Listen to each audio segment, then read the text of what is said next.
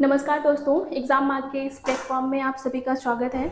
मैं आज फिर से लेकर आई हूँ एक नया लेक्चर। तो चलते हैं, देखते हैं आज क्या नई डिजीज़ कंडीशन है। तो एनोरेक्टल माल फॉर्मेशन, तो इसका नाम अगर हम ब्रेक करें तो क्या आता है।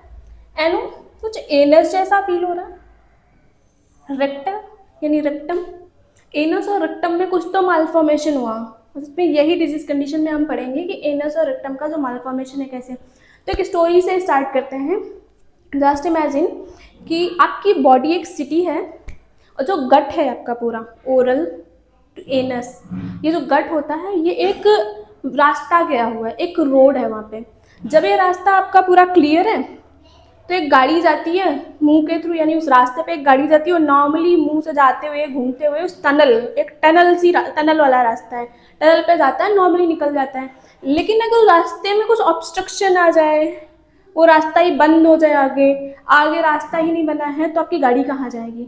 तो ऐसा ही कुछ इस डिजीज कंडीशन में होने वाला है। आप जो खाना खाते हैं, खाना खाया, मुंह पे गया, आपकी ईसोफेगस के थ्रू स्टमक में गया, स्टमक का जो प्रोसीजर था किया, लार्ज इंटेस्टाइन स्मॉल इंटेस्टाइन के थ्रू, रेक्टम एनस के थ्रू निकलना चाहिए। बट सोचिए अगर एनस ना हो तो क्या होगा। देखते हैं अगर एनस नहीं होगा तो क्या होगा, और एनस नहीं है तो उसको फॉर्म करना तो ज़रूरी है। तो कैसे फॉर्म करेंगे, तो इस डिजीज कंडीशन में आज हम वही देखने वाले हैं। तो इंट्रोडक्शन देखते हैं। Congenital defect where anus and rectum fail to develop normally. एक ऐसा जन्मजात विकार, यानी कि आपको बाय बर्थ एक ऐसी डिजीज कंडीशन हो जाए जिसपे आपके पास एनस ही नहीं है, रेक्टम फेल हो गया है, सही तरीके से बना ही नहीं है, एनल ओपनिंग में भी एब्सेंट, ये तो है ही नहीं, अपनी जगह से हट गई है और कनेक्टेड टू एबनॉर्मली या दूसरी जगह जाके जुड़ गई, यानी कि बनी ही नहीं। ठीक, या तो मिसप्लेस हुई, कहीं और जाके बन गई, या फिर वो यूरिनरी या जेनाइटल ट्रैक्ट से जाके मिल गई। A birth defect where baby is anus is missing clothes are connected to other organ। यहाँ से देखिए, एक ऐसा बर्थ डिफेक्ट जिसमें बेबी का जो एनस है वो मिसिंग या क्लोज या कनेक्टेड टू अदर ऑर्गन्स। ये था हमारा इंट्रोडक्शन। अब देखिए डेफिनेशन क्या है इसकी। तो कह रहा है कि सॉरी, डेफिनेशन तो उसी पे हो गई नीचे, ये दोबारा देखना चाहे तो मैं दिखा सकती हूँ कि ये ऐसा birth defect where the baby's anus is missing close or connected to the other organs. तो अब इसका एम्ब्रियोलॉजी देखिए पहले, कि हमेशा बताती हूँ कि किसी भी डिजीज कंडीशन को पढ़ने से पहले नॉर्मल क्या होता है ये देखना चाहिए। तो जब एम्ब्रियोलॉजिकल डेवलपमेंट माँ के वूम में चल रहा होता है, बेबी माँ के वूम में है, एम्ब्रियोलॉजिकल डेवलपमेंट हो रहा होता है, तो एट द लोअर गट, यानी गट के लोअर एंड पे एक क्लोएका बनती है। अब एक क्लोएका क्या होती है, एक ऐसी कैविटी होती है जो आगे जाके उस कैविटी को डिवाइड करती है ऐसे दो पार्ट में, जो कि आपका जो यूट्रस वाला पार्ट है यानी यूरोजेनाइटल, और रेक्टम और एनस का फॉर्मेशन करता है। तो नॉर्मली क्या होता है, क्लोएका होती है, यहाँ पे जो डिवीज़न होता है यूरोरेक्टल सेप्टम, उस डिवीज़न को क्या बोलते हैं, यूरोरेक्टल सेप्टम। प्लीज इस चीज को याद रखना कि क्लोएका जो है किसके थ्रू डिवाइड होती है, यूरोरेक्टल सेप्टम के थ्रू, जिसपे वो एंटीरियर पोस्टीरियर यानी फ्रंट और बैक दो में डिवाइड करती है। जो एंटीरियर यानी जो फ्रंट में होगा वो यूरोजेनाइटल साइनस फॉर्म करेगा, और जो बैक जो पीछे की तरफ डिवीजन होगा वो रेक्टम का फॉर्मेशन करेगा। अगर मैं आपको यहाँ पे इस डायग्राम के लिए डिवाइड करके दिखाऊं कि मान लिया ये हमारी क्लोएका थी, ये जो क्लोएका है ये लोअर एंड पे है गट के। अब जब इस पे यूरोरेक्टल सेप्टम बना है ऐसा, तो ये जो आगे वाला जो पार्ट है हमारा, ये वाला, ये हमारा यूरोजेनाइटल ट्रैक्ट का फॉर्मेशन करेगा। और जो ये वाला पार्ट है, आप मानिए कोई पर्सन ऐसे खड़ा है और ये ट्रैक्ट आ रही है और ये डिवीजन हो रहा है, तो जो इधर वाला आगे वाला पार्ट है, ठीक, जो पर्सन का आगे वाला पार्ट गया ये वो बना रहा है हमारा यूरोजेनाइटल साइनस, और जो बैक वाला पार्ट है वो बना रहा है रेक्टम एंड एनल कैनाल का फॉर्मेशन करेगा। फेलर टू दिस डिवीजन, अब सोचिए अगर ये जो यूरोरेक्टल सेप्टम बन रहा था, ये जो डिवीजन आपने देखा ये वाला, अगर ये डिवीजन पूरा ना हो, ठीक, यहाँ से जो ये डिवीजन हुआ, ये सेप्टम ऐसे आना चाहिए था। अब अगर ये सेप्टम ना आए, यहाँ ये बना ही नहीं, तो ये दोनों क्या होंगे, एक साथ मिल गए, ठीक है, ये डिवीजन यहाँ नहीं हुआ तो ये चीजें ऐसे मिल गई, तो यही है आगे के डिजीज कंडीशन में। देखिए क्या होता है, मालफॉर्मेशन कैसे होगा। तो इंसिडेंस कितना होता है, मालफॉर्मेशन तो समझ आया होगा ना कि यूरोरेक्टल सेप्टम जो बनना था वो नहीं बना, तो दोनों जो फ्रंट और बैक में जो डिवीजन होना चाहिए था, अलग अलग कैनाल बननी चाहिए थी, वो नहीं बन पाई। इंसिडेंस कितना ये होता है, तो 5000 लाइव बर्थ में किसी एक को ये डिजीज कंडीशन होती है, मीन्स 5000 बच्चे हुए तो उसमें से एक को होगा। मोर कॉमन इन मेल, ज़्यादातर डिजीज कंडीशन की तरह ये भी आदमी में ज़्यादा होती है, यानी मेल्स में ज़्यादा हो रही है। Often seen with VACTERL association, VACTERL में देखो क्या होता है, वी मतलब vertebral, A for anal, C for cardiac, T for tracheoesophageal, E for renal, R sorry E for this tracheoesophageal, इस टी ई है हमारा tracheoesophageal, R for renal and L for limb defect. अगर इनमें कोई defect होता है तो उसके साथ साथ हमें ये डिजीज कंडीशन भी देखने को मिल सकती है। अभी कह रहा है कि कॉजेज क्या है, कंजेनाइटल एनोमली जो ये हुई है उसका कॉज एम्ब्रियोलॉजिकल डेवलपमेंट, जो एम्ब्रियोलॉजी में हमारा डेवलपमेंट हो रहा था वो सही तरीके से नहीं हुआ। जेनेटिक या क्रोमोसोमल इश्यूज हो सकते हैं। इन्वायरमेंटल फैक्टर्स में मदर ने प्रेगनेंसी में ड्रग्स ले लिए, स्मोक कर दिया, अल्कोहल ले लिया, बैक्टीरियल या वायरल कोई उसको इन्फेक्शन हो गया, जैसे टॉर्च का इन्फेक्शन हो गया। और मदर का जो ये इन्फेक्शन होता है, मैंने प्रीवियस डिजीज में बहुत अच्छे से बताया है कि alcohol consumption, smoking, folic acid deficiency, कैसे ये चीज़ें अफेक्ट करती हैं प्रेगनेंसी में, पूरी डिटेल में मैंने अच्छे से बताया, तो आप प्रीवियस लेक्चर्स में देख सकते हैं। फिर कह रहा है फैमिलियल टेंडेंसी, यानी कि पहले भी किसी को ऐसी डिजीज कंडीशन हुई है, जनरेशन टू जनरेशन आ रही होगी वो।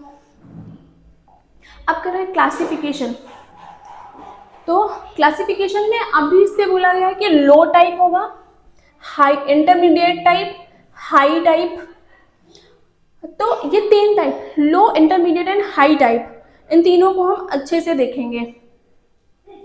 देखते हैं तो हमारा ये हुआ कि हाई टाइप देखते हैं पहले। Rectum and above the levator एनाई muscles, इस पे क्या होता है, जो हाई टाइप का जो एनोरेक्टल मालफॉर्मेशन है उस पे रेक्टम जो है लिवेटर एनाई मसल्स के एंड, मतलब कि रेक्टम जो है कहाँ एंड हो रहा है, just above the levator एनाई muscles, और यहाँ पे कोई नॉर्मल एनल ओपनिंग नहीं होगी। यहाँ पे फिस्टुला आपको दिख सकता है। एग्जाम्पल क्या है, रेक्टोवेसिकुलर फिस्टुला। अब ये कहाँ पे होता है, रेक्टम और यूरिनरी ब्लैडर के पास जो होता है वो रेक्टो वेसाइकल फिस्टुला होता है। रेक्टोप्रोस्टैटिक यूरेथ्रल फिस्टुला क्या होता है, रेक्टोप्रोस्टैटिक यूरेथ्रल फिस्टुला जो होता है वो रेक्टम और यूरेथ्रा के बीच होता है। रेक्टोवजाइनल फिस्टुला, ये तो नाम से ही क्लियर हो रहा है कि किसके बीच में होगा। इसके फीचर्स क्या हैं, यहाँ पे कोई एनल ओपनिंग नहीं होगी। म्यूकोनियम जो होगा, म्यूकोनियम कहीं से तो पास होगा, तो पास होते हुए यूरिन या आपको वेजाइना के थ्रू दिखेगा कि म्यूकोनियम पास हो रहा है। नेक्स्ट है हमारा इंटरमीडिएट टाइप, इस पे क्या होगा, जो रेक्टम एंड है at the level of levator एनाई muscle जा रहा है। यहाँ पे कहाँ जा रहा है, at the level of levator एनाई muscle. यहाँ पे क्या था, rectum and above the levator एनाई muscles. चीजें याद रखना है, above the levator एनाई muscles, at the level of levator एनाई muscle. किस पे, इंटरमीडिएट पे। इस पे स्मॉल पेरिनियल फिस्टुला मिलेगा। एग्जाम्पल क्या है किसके, रेक्टोबल्बुलर फिस्टुला या वेस्टिबुलर फिस्टुला इसके एग्जाम्पल्स हैं। इसका फीचर क्या होगा, small opening seen near the normal anal site. जहाँ पे नॉर्मली एनल साइट होती है वहाँ पे आपको स्मॉल ओपनिंग मिल सकती है। Meconium seen at the perineum, perineum में आपको मिकोनियम दिखेगा but not at the exact anal opening. Exactly जिस एनल ओपनिंग में होना चाहिए वहाँ से नहीं दिखेगा। अब लो टाइप में क्या होता है, देखो, rectum pass through the levator ani. यहाँ पे रेक्टम जो हमारा लिवेटर एनाई से तो मसल से पास जरूर होता है, but and just below the skin, और एंड कहाँ पे हो जाता है, जस्ट बिलो द स्किन हो जाता है। आगे देखते हैं क्या होता है। एनल ओपनिंग इस पे जो होती है वो एब्सेंट भी हो सकती है, ये हो सकता है छोटी हो या मिसप्लेस भी हो सकती है। एग्जाम्पल है इसका एंटीरियरली प्लेस्ड एनस, यानी आगे की तरफ प्लेस हो जाए, या पेरिनियल फिस्टुला। इसका फीचर्स क्या होते हैं, एनल डिम्पल मिलेगा, यानी कि एनल वाली जो जगह होती है वहाँ पे आपको डिम्पल मिलेगा। इजी टू करेक्ट सर्जिकली, जो लो टाइप एनल एनोरेक्टल मालफॉर्मेशन होता है इसको इजीली करेक्ट किया जा सकता है थ्रू सर्जरी। नेक्स्ट स्लाइड है हमारी, वही फिर से लो टाइप हाई टाइप का है। और एक होता है कि उसको क्लोएकल मेम्ब्रेन जो जब पूरी तरीके से डिवाइड नहीं होती है, तो जो फीमेल्स होती हैं, फीमेल में क्या होता है, यूरिन, उनका फीसेस और मेंसेस तीनों के लिए सेम पाथ हो जाता है। अब आ रहा है हमारा क्लिनिकल फीचर्स क्या होंगे। सीन सून आफ्टर बर्थ, आपको अगर उसका एनएस का फॉर्मेशन नहीं हुआ है तो आप बर्थ के जस्ट बाद आपको दिख जाएगा, कोई एनल ओपनिंग नहीं होगी। फेलर टू पास म्यूकोनियम, बेबीज को जो म्यूकोनियम पास कर देना चाहिए वो पास नहीं करेगा। एब्डोमिनल डिस्टेंशन, एब्डोमिनल डिस्टेंशन क्यों मिलेगा, क्योंकि म्यूकस तो पास ही नहीं हुआ, सॉरी म्यूकोनियम जब पास नहीं हुआ तो डिस्टेंशन दिखेगा।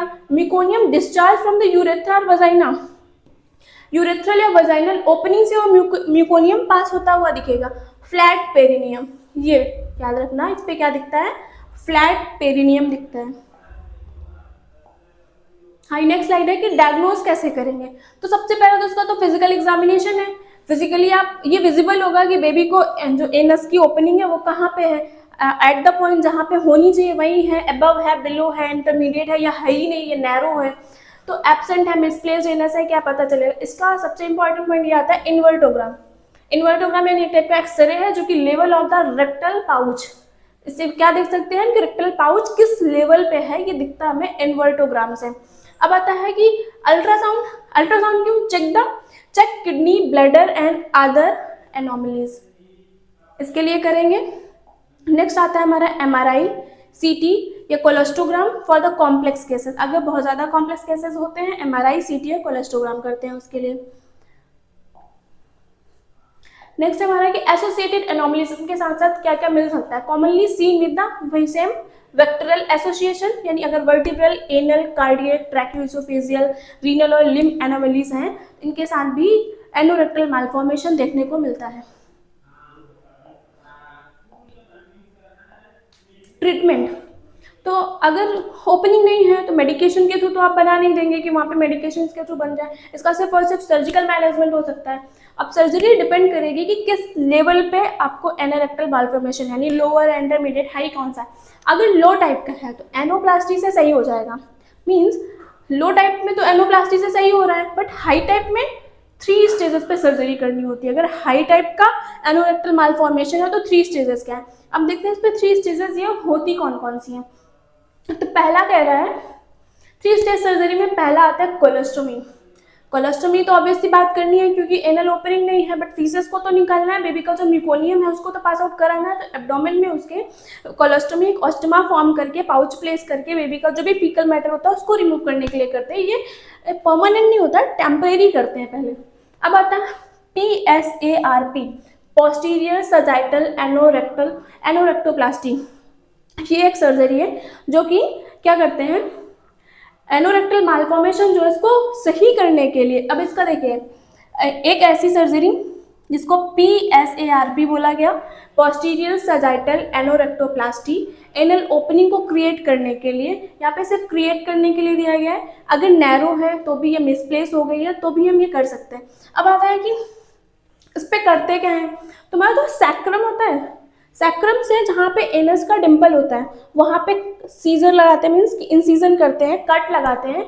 रेक्टम को, जो रेक्टम वाला एंड होता है, रेक्टम को हम डिस्क्लोज करते हैं, देखते हैं, और रेक्टम को पुल आउट करके जो स्फिंक्टर्स होते हैं, स्फिंक्टर के पास लाके उसको सुचरिंग कर दी जाती है। मीन्स अब स्फिंक्टर के पास ही क्यों किया गया, फॉर एग्जाम्पल हमारे एनस के पास, एनस में क्या होता है, स्फिंक्टर्स होते हैं, वॉलंटरी इनवॉलंटरी कंट्रोल पड़ा होगा, स्फिंक्टर्स पड़े होंगे, तो स्फिंक्टर्स ही तो कंट्रोल करते हैं अगर हमें फीसेस पास आउट करना है, नहीं पास आउट करना है।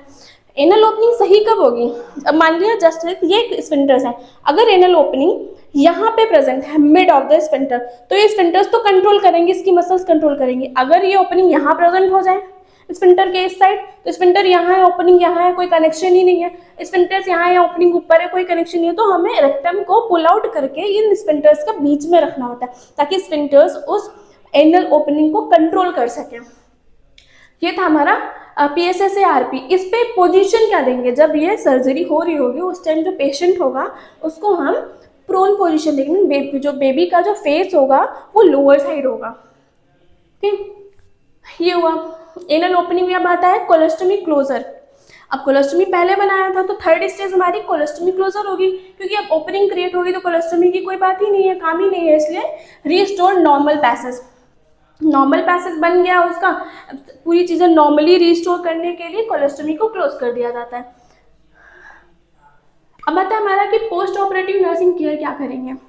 कोलोस्टमी है तो कोलोस्टमी केयर तो करनी ही करनी है। अब colostomy keep clean and dry, पहले भी मैंने प्रीवियस लेक्चर्स में कोलोस्टमी केयर कैसे करनी है बहुत डेप्थ में पढ़ाया है, आप प्रीवियस लेक्चर्स को फॉलो कर सकते हैं कोलोस्टमी केयर को पढ़ने के लिए। अब मतलब perennial care, it's prevention of prevent infection. Colostomy care तो किया गया कि कीप क्लीन एंड ड्राई रखना है उसको, पेरिनियल केयर में आया कि इन्फेक्शंस ना हो सके, इसलिए पेरिनियल केयर करना है। इसकी अपना ये भी अपना एक अलग प्रोसीजर्स है, इसकी अलग स्टेप्स होती हैं। अब आता है डाइट। डाइट में बेबी है तो ऑब्वियसली बात आप उसको ब्रेस्ट मिल्क देंगे और सॉफ्ट डाइट लिटिल बाद में देंगे उसको। 6 मंथ तक एक्सक्लूसिव ब्रेस्ट फीडिंग होनी चाहिए, अप टू 2 ईयर्स तक बेबी को ब्रेस्ट फीड कराना है और 6 मंथ के बाद आपको बेबी को सॉफ्ट डाइट्स के साथ ब्रेस्ट मिल्क भी देना है। एनल डायलेशन, ये क्या होता है ये पढ़िए, इंपॉर्टेंट चीज एनल डायलेशन, प्रिवेंट नैरोविंग। इस पर क्या आ गया, एक हैगार डायलेटर होता है। हैगार डायलेटर एक रॉड होती है, प्लास्टिक की होती है और सॉफ्ट होता है, उसका जो एंड होता है वो सर्कुलर एंड होता है, डिफरेंट साइज के होते हैं। हैगार डायलेशन को एक प्रोसीजर होता है, जैसे सारे प्रोसीजर्स की स्टेप्स होती हैं, जो भी पेशेंट है उसको एक्सप्लेन करेंगे, अब यहाँ बेबी है तो उसके पेरेंट्स को एक्सप्लेन करेंगे कौन सा प्रोसीजर है, क्यों कर रहे हैं, हैंड वॉशिंग करेंगे, सारे इक्विपमेंट्स को अरेंज करेंगे।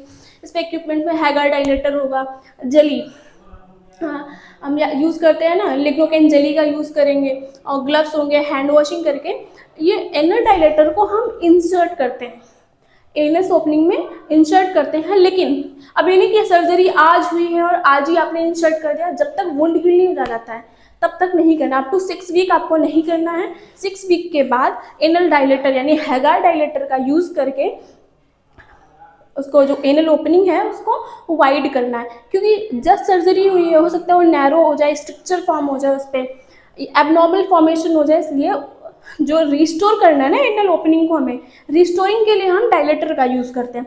तो डायलेटर डिफरेंट साइज का कैसे यूज़ करेंगे। अच्छा हमारी ओपनिंग है, 6 वीक बाद जब हम पहली बार डायलेटर यूज़ करें, मिनिमम साइज का यूज़ किया, डायलेटर यूज़ किया, एक दिन में 2 से 3 बार यूज़ करना है, रेगुलर यूज़ करना है। ये नहीं कि आज यूज़ किया कल मैंने नहीं किया, तो रोज़ यूज़ करना है, स्किप बिल्कुल नहीं करना है। और size according to doctor prescription, doctor ने जैसा एडवाइस किया है आपको उसके अकॉर्डिंग साइज आपको चेंज करने हैं डायलेटर्स के, तो ये प्रिवेंट करेगा नैरोविंग को, स्ट्रक्चर्स से बचाएगा आपको। मॉनिटर कॉम्प्लिकेशंस, यानी उसको इन्फेक्शन वगैरह ना हो पाए, सारे कॉम्प्लिकेशंस आपको मॉनिटर करते रहने हैं। अब आता है इसके कॉम्प्लिकेशंस क्या क्या हो सकते हैं, constipation, faecal incontinence, anal structure, urinary infection, psychological issues, ये इसके कॉम्प्लिकेशंस थे। अब आता है कि प्रोग्नोसिस कितना रेट है इसका सही होने का। तो जो लो टाइप एनोरेक्टल मालफॉर्मेशन है इसका एक्सीलेंट आउटकम, मतलब अगर लो टाइप का हुआ तो बहुत जल्दी सर्जिकली आप उसको सही कर सकते हैं। हाई टाइप एनोरेक्टल मालफॉर्मेशन में need long term bowel management, high type के लिए लॉन्ग टर्म मैनेजमेंट की जरूरत होती है। Early surgery better result, means जब इसका सर्जरी ही एक ट्रीटमेंट है तो जितना जल्दी सर्जरी होगी उतना बेटर ट्रीटमेंट होगा।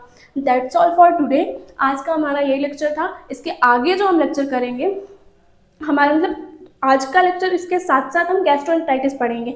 इसका नेक्स्ट लेक्चर हम लेने वाले हैं इसके आगे गैस्ट्रोएंटेराइटिस। शुरू करते हैं आज का डिजीज कंडीशन जो कि है गैस्ट्रोएंटेराइटिस।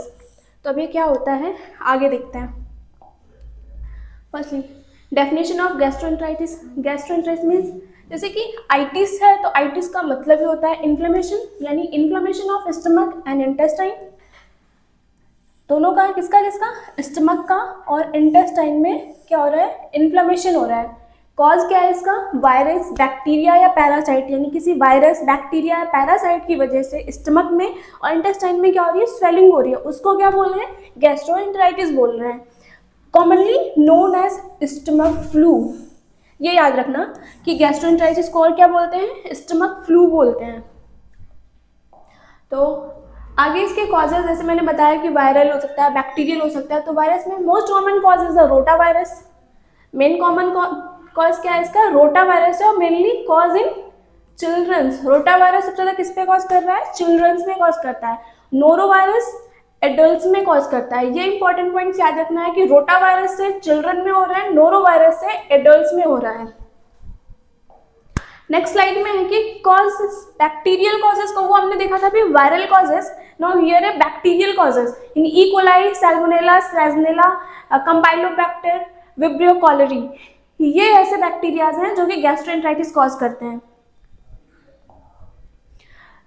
अभी आता है कॉजेस पैरासिटिक कॉज। पहले हमने वायरल देखा, देन बैक्टीरियल देखा, अभी पैरासिटिक कॉजेस में या अदर्स में। अब आता है इसमें giardia lamblia entamoeba, histolytica, contaminated food and water. तो बैक्टीरियल हुआ, इधर कह रहा है कंटामिनेटेड फूड एंड वाटर से भी हो सकता है। पुअर हाइजीन एंड सैनिटेशन, यानी कि आप खाने से पहले हाथ नहीं धो रहे हैं, वॉशरूम यूज करने के बाद हाथ नहीं धो रहे हैं, तो भी हो सकता है। कंटामिनेटेड फूड एंड वाटर, जो लोग बाहर का ज़्यादा खाना खाते हैं उन पे भी चांसेस होते हैं।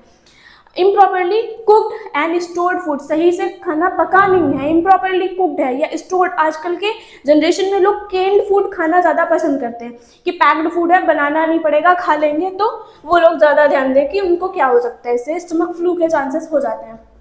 हम आता है mode of transmission.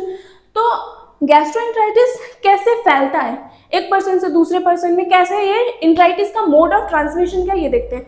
फीको oral route, यानी कि फीको एंड ओरल रूट, फीसेस के थ्रू जाता है। वो मक्खियाँ उस पर बैठी फीसेस पे, वो मक्खियाँ उठ के खुले हुए खाने में, जो आप लोग बाहर ठेले का खाना पसंद करते हैं कि चाट खा के आते हैं, बताशे खा के आते हैं, उस पर बैठता है, उसी खाने को आप खा लेते हैं। यानी कि कोई फूड है, वाटर है, और हैंड के थ्रू ये फैलता है। कंटामिनेटेड, अगर फूड खा लिया आपने बाहर का जो प्रेफर कर रहे हैं तो हो रहा है। कंटामिनेटेड वाटर है, किसी पर्सन को ऑलरेडी इन्फेक्शन हो रखा है, उसे हैंडशेक कर रहे हैं, उसने हैंड वॉश नहीं किया या वॉशरूम यूज़ करके आया, हैंड वॉश नहीं किया, तो भी हो सकता है। पर्सन टू पर्सन कॉन्टैक्ट में आने में, specially in crowded areas. Crowded areas में हमें नहीं पता होता कौन इन्फेक्टेड है कौन नहीं इन्फेक्टेड है, तो भी ये फैल सकता है। ये था mode of transmission. And mode of transmission के बाद इंक्यूबेशन पीरियड कितना है इसका, आपके अंदर वायरल हुआ है, बैक्टीरियल हुआ है, या पैरासिटिक इन्फेक्शन हुआ है, या फिकोरल रूट से हुआ है, तो इसका इंक्यूबेशन पीरियड क्या है, यूजुअली 12 आवर्स टू 3 डेज, ज़्यादातर 12 घंटे से 3 दिन तक रहता है। Depend on the infecting organism, means ये डिपेंड करेगा कि बैक्टीरिया से कॉज हो रहा है, वायरस से कॉज हो रहा है, पैरासिटिक है, इस पर डिपेंड करेगा कि उसका इंक्यूबेशन पीरियड क्या होगा। नॉर्मली क्या बोला गया, 12 घंटे से 3 दिन तक। अब देखते हैं साइन एंड सिम्टम्स। मान लिया किसी को गैस्ट्रोएंटेराइटिस हो गया है, कंटामिनेटेड फूड एंड वाटर से हुआ या जो भी कॉजेज थे, तो साइन एंड सिम्टम अगर आपको हो गया तो आप कैसे पहचानेंगे कि मुझे कोई डिजीज कंडीशन हो रहा है। तो साइन एंड सिम्टम देखिए, डायरिया, ठीक है, में कंटेन म्यूकस और ब्लड, मीन्स डायरिया होगा, हो सकता है उस पर म्यूकस में ब्लड आ रहा हो, वॉमिटिंग होगी, एब्डोमिनल पेन एंड क्रैम्प्स आ रहे होंगे। आगे देखते हैं, फिगर देख लीजिए, ये ऐसा हाल आपका हो सकता है। तो कह रहा है साइन एंड सिम्टम में नोजिया, कॉमन सी बात है, फीवर आएगा, इन्फेक्शन हो रहा है, ऑब्वियस सी बात है, फीवर आएगा। डिहाइड्रेशन के साइन दिखेंगे कौन कौन से, जैसे ड्राई माउथ बहुत ज़्यादा दिखेगा, और डिहाइड्रेशन का सबसे, जब सीवियर डिहाइड्रेशन होने लगता है तो उस पर सनकेन आइज दिखती हैं, सनकेन आइज दिखेगी। लेस यूरिन आउटपुट, अब ऑब्वियस सी बात है, डिहाइड्रेशन है, वाटर लेवल कम हो रहा है बॉडी में, तो यूरिन का आउटपुट भी कम हो जाएगा। वीकनेस और डिजीनेस फील होगी आपको। अब नेक्स्ट स्लाइड में है कि कॉम्प्लिकेशंस क्या क्या हो गए हैं। कॉम्प्लिकेशन में सीवियर डिहाइड्रेशन, इलेक्ट्रोलाइट इम्बैलेंस हो जाएगा, हाइपोवॉल्यूमिक शॉक, ये in severe cases renal failure हो सकता है। ये हमारे कॉम्प्लिकेशंस थे। अभी कह रहे हैं कि डायग्नोस्टिक टेस्ट, अगर आपको ये डिजीज कंडीशन हो जाता है तो इस पर डायग्नोस्टिक टेस्ट कौन कौन से होते हैं। तो पहला हिस्ट्री लेंगे और फिजिकल एग्जामिनेशन करेंगे। हिस्ट्री में क्या देखेंगे कि आप फीवर आ रहा है, कब से आ रहा है, वॉमिटिंग हुआ है, डायरिया हुआ है, ये चीज़ें देंगे। फिजिकल एग्जामिनेशन में तो सबसे बड़ा साइन आपको दिखेगा, अगर फीवर आ रहा है तो टेम्परेचर इंक्रीज हुआ होगा, बॉडी जलने जैसी आपको फील होगी, और अगर डिहाइड्रेशन है तो सनकेन आइज दिखेगी। फिर आता है स्टूल एग्जामिनेशन में, जैसे स्टूल में क्या दिखेगा, पस सेल्स मिल रहे होंगे, ओवा मिल रहा होगा, पैरासाइट्स और कल्चर। स्टूल एग्जामिनेशन पैरासाइट मतलब स्टूल का कल्चर भी होगा।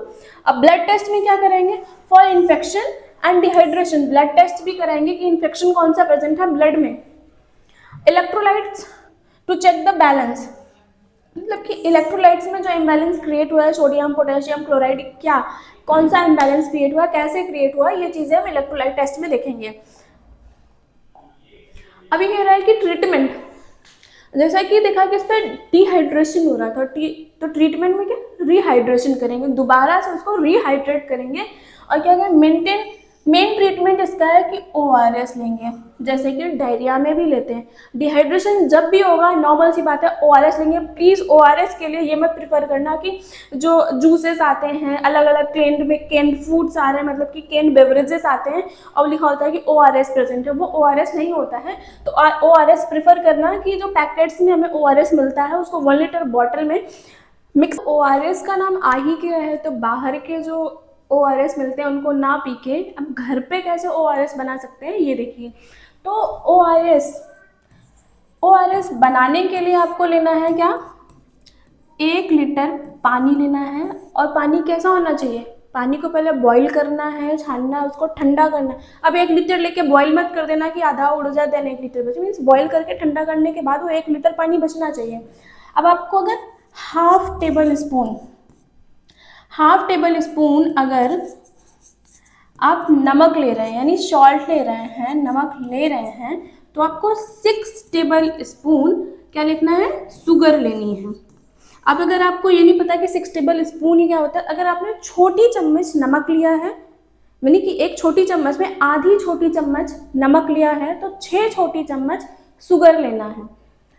बॉईल किया पानी, 1 लीटर पानी था, मतलब बॉईल करने के बाद जो 1 लीटर बचा पानी उसको ठंडा करना है, उस पर आधा चम्मच, छोटा चम्मच आपको नमक डालना है, 6 छोटी चम्मच उस पर आपको चीनी डालना है, और उसके बाद उसको अच्छे से मिलाना है। उसका जो टेस्ट होना चाहिए वो बहुत मीठा नहीं होना चाहिए और बहुत नमकीन भी नहीं होना चाहिए, उसका जैसे आंसुओं का टेस्ट होता है, मतलब कि टीयर टेस्ट जैसा होना चाहिए। ऐसा हमारा ORS बनता है। और प्रिफर करना कि अगर आपको कभी भी डिहाइड्रेटेड फील होते हैं तो ऐसे प्रेफर करके पीना है। तो नेक्स्ट में अब आते हैं कि ट्रीटमेंट क्या है, डाइट क्या लेने हैं, ठीक है। रिहाइड्रेशन के लिए देखा पहले, ट्रीटमेंट में हमने पहले देखा कि रिहाइड्रेशन क्या होता है। डिहाइड्रेशन हुआ था हमें, जो डायरिया हुआ था, क्योंकि डायरिया हो रहा है तो डिहाइड्रेशन तो ऑब्वियस सी बात है होगा। तो डिहाइड्रेशन से हमने कैसे हमें सही करना ORS लेके, वो मैंने एक्सप्लेन किया। अभी हम देखते हैं कि ट्रीटमेंट, यानी डाइट में क्या लेंगे। Soft easy to digest food, ऐसा खाना खाना है कि जो इजीली डाइजेस्ट हो जाए। अब जाके कोई चिकन या फिर नॉनवेज वाले हो तो हाईली स्पाइसी फूड्स या बाहर का हैवी फूड, ये सब चीज़ें नहीं लेनी है। मोमोज वगैरह खा रहे हैं, ये हैवी फूड्स नहीं लेने हैं। सॉफ्ट और इजी टू डाइजेस्ट फूड, आसानी से जो डाइजेस्ट हो जाए। अवॉइड मिल्क को अवॉइड करना है। स्पाइसी फूड्स या ऑयली फूड्स को अवॉइड करना है। Give rice water, khichdi, banana and soup. खाना क्या है, अब आपको राइस वाटर लेना है, खिचड़ी खा सकते हैं, बनाना और सूप लेना है। अब ट्रीटमेंट के बाद कह रहा है कि मेडिकेशंस में क्या लेंगे। अभी बेवरेजेस में देखा, डाइट्स में देखा, अब देखते हैं कि हम मेडिकेशन में क्या लेंगे। तो बैक्टीरियल था तो antibiotics only for the bacterial infection. अगर बैक्टीरिया की वजह से होगा तो एंटीबैक्टीरियल देंगे। Anti emetic to stop the vomiting, जैसे कि ऑन्डाइनेस्ट्रॉन लिखा हुआ है, अगर वॉमिटिंग हो रही है तो एंटी एमेटिक्स दे देंगे। फीवर आ रहा है तो एंटीपायरेटिक्स दे देंगे। Probiotics to restore gut health, gut की हेल्थ को रिस्टोर करने के लिए प्रोबायोटिक्स दिए जाते हैं। नेक्स्ट में आता है कि nursing care, as a nurse क्या आपकी रिस्पॉन्सिबिलिटी, आप क्या केयर देंगे। तो मेरा मॉनिटर वाइटल साइंस उसके मॉनिटर करते रहने हैं। Watch for the dehydration signs, आपको देखते रहना है कि पेशेंट को डिहाइड्रेशन के साइंस तो नहीं आ रहे हैं, या अगर पहले से थे तो अभी वो सही हुए हैं या नहीं हुए। वाइटल साइंस में क्या कितना फ्लैक्चुएशंस हो रहा है, जो सुबह टेम्परेचर अगर रेस था अभी कम हुआ है या नहीं, जो आपने मेडिकेशन दी वो असर कर रही है कि नहीं कर रही है। Maintain fluid intake output chart, ये तो सबसे इम्पॉर्टेंट हो गया कि अभी हमने सिम्टम में पढ़ा था कि यूरिन का जो आउटपुट था वो कम हो गया था क्योंकि पेशेंट डिहाइड्रेटेड था। तो इसीलिए आपको सबसे इम्पॉर्टेंट है कि urine input output chart maintain करना ही करना है।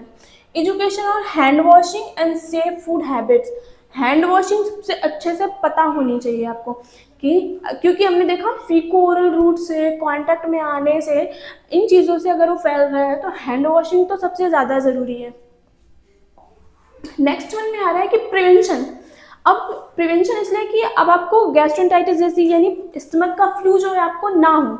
आप कौन कौन सी चीज़ों को फॉलो करें? अब तो प्रिवेंशन के लिए hand wash before eating, after toilet use, means खाना खाने से पहले और टॉयलेट यूज करने के बाद हाथ जरूर धोना है प्लीज। अगर हो सके तो आप हैंड वॉशिंग के स्टेप्स को फॉलो करिए। Drink clean boiled and or filtered water, अगर आपके यहाँ फिल्टर नहीं है तो आप पानी को बॉईल करिए देन पीजिए, उसको बॉईल करिए, ठंडा करिए, छानिए और पीजिए।